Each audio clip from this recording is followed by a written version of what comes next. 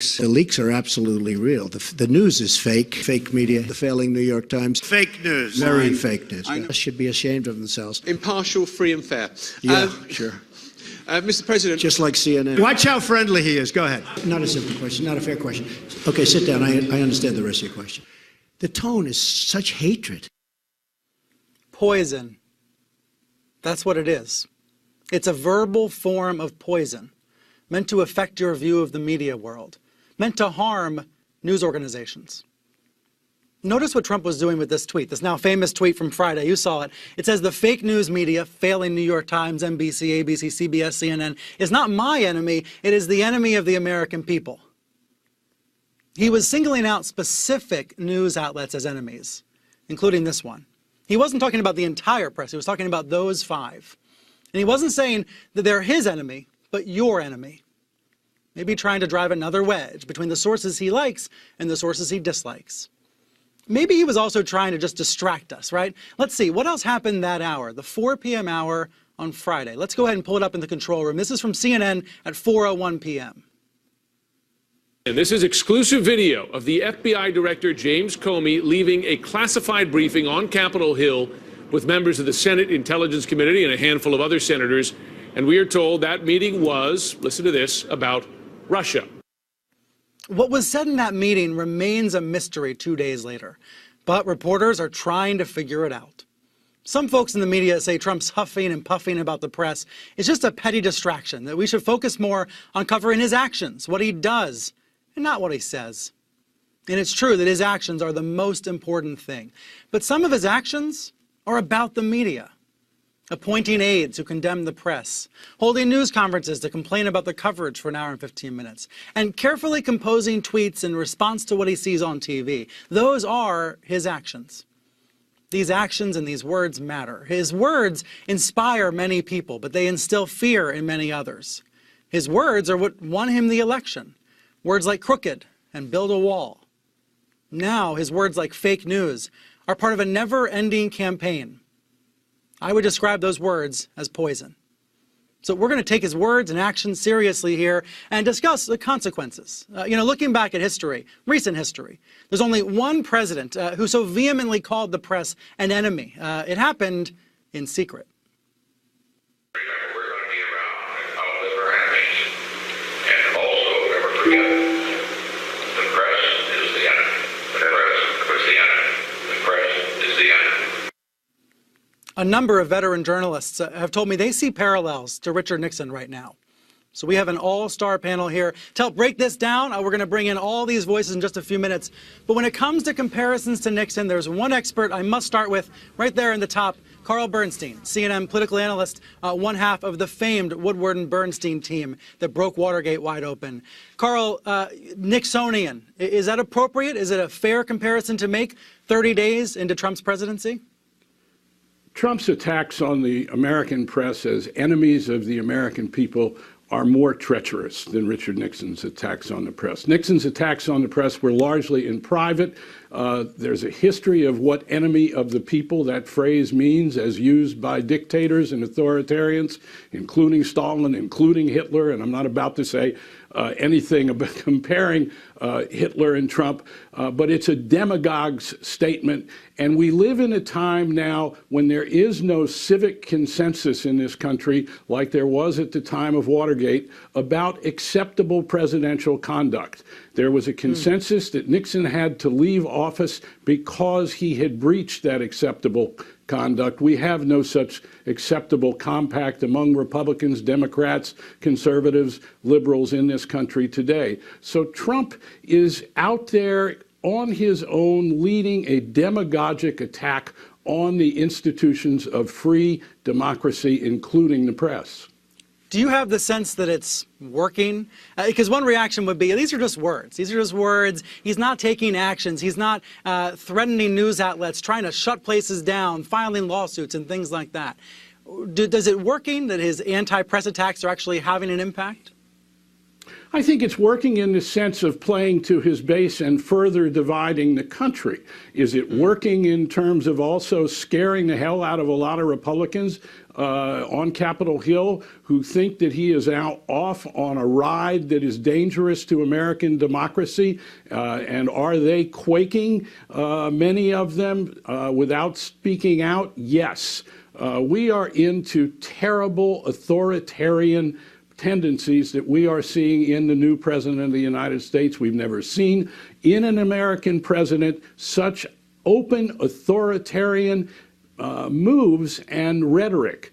This is a terrible time we're living in. And the press, look, when the press was reporting on Hillary Clinton's server and the Clinton Foundation, the same people who he's now calling enemies of the American people, Donald Trump thought we were patriots. So the hypocrisy of this, aside from the lies that underlie the president's words, we are doing our job. That is what we're there to do. We need to find out all of what this president is doing, what his administration is doing, nothing more, nothing less.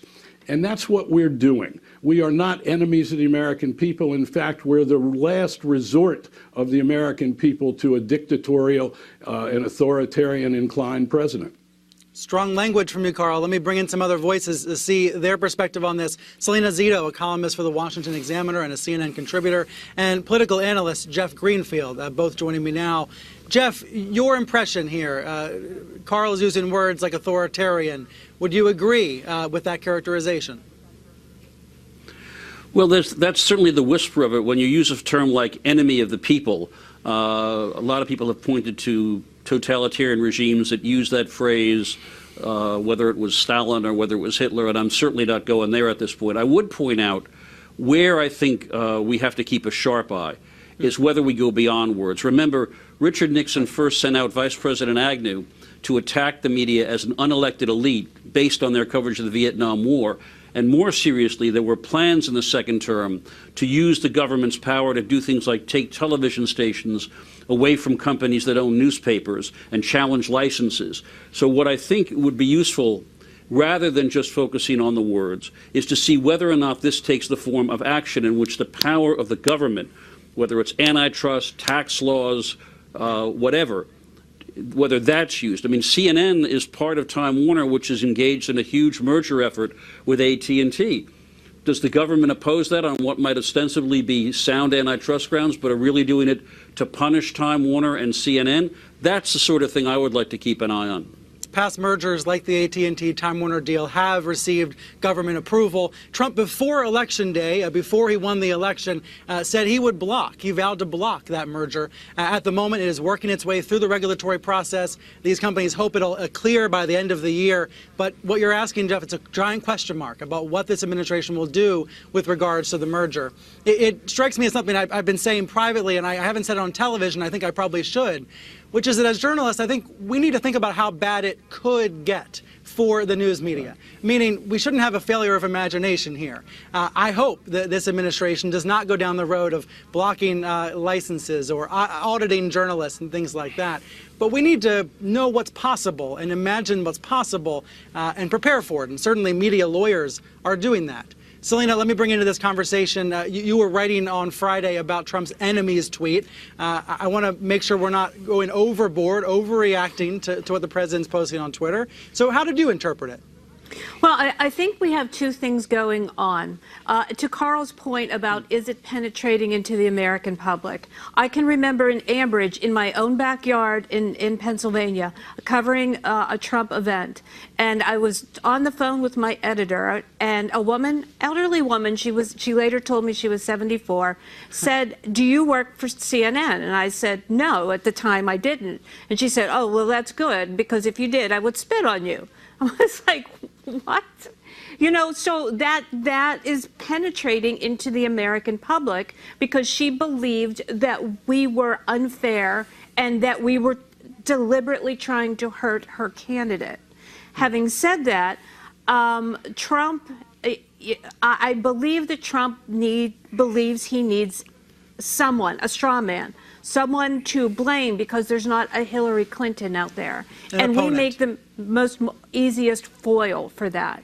And our problem tends to be is that people believe we spend too much time focusing on what he says about us, and they would like to see us spend more time on what he's doing. Does that make sense? It does. I would argue that some of his actions, what he's doing, is attacking the media. Well, that's true. It's more than attacking. Go ahead, and then I'll make my point.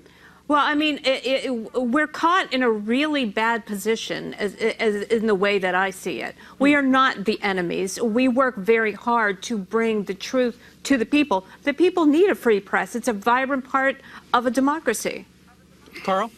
Look, Trump is an enemy of the truth. That is what we know from his presidency thus far. He's not interested in the truth. He's not interested in the best obtainable version of the truth, which is what real journalism and reporting is. He's not interested in a fact-based debate.